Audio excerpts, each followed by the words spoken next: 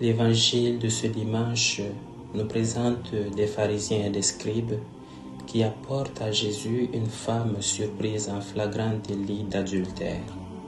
Leur problème n'est pas le fait en soi, mais ce dernier n'est qu'un prétexte pour atteindre Jésus et lui tendre un piège.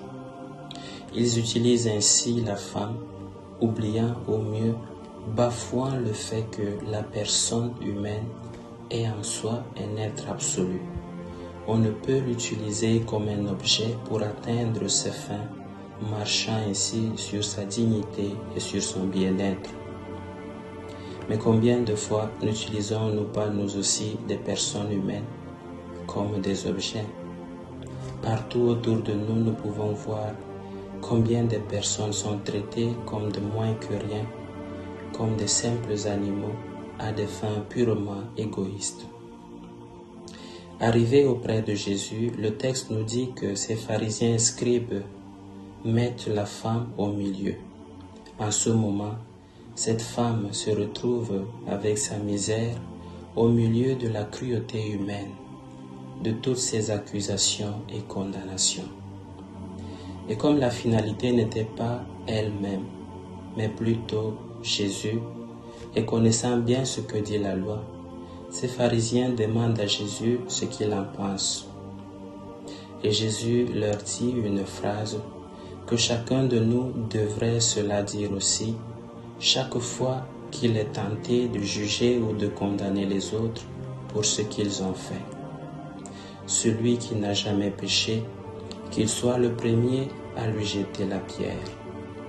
Peut-être que là, on serait moins habile à condamner, mais plutôt prompte à pardonner.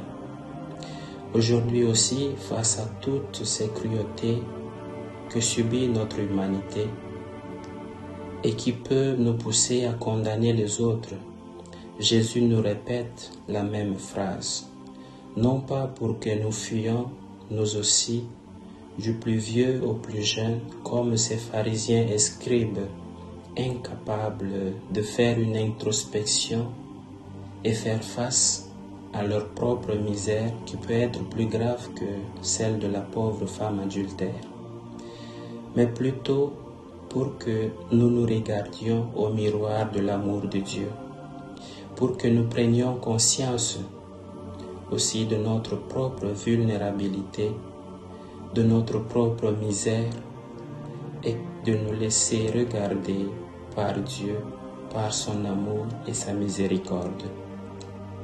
À la fin, tous sont partis, laissant Jésus seul avec la femme. Et le texte précise qu'elle est toujours là au milieu.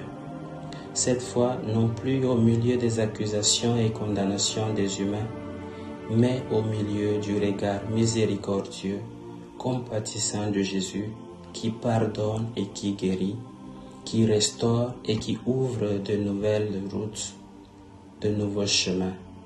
De la misère face à la condamnation, la femme se retrouve dans une situation de la misère face à la miséricorde, car Jésus lui dit, « Moi non plus, je ne te condamne pas. » Jésus n'humilie pas.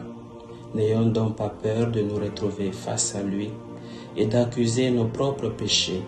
Il ne nous réduit pas à notre état de péché, mais connaît et met en valeur notre dignité de personne humaine, voulue et aimée de Dieu.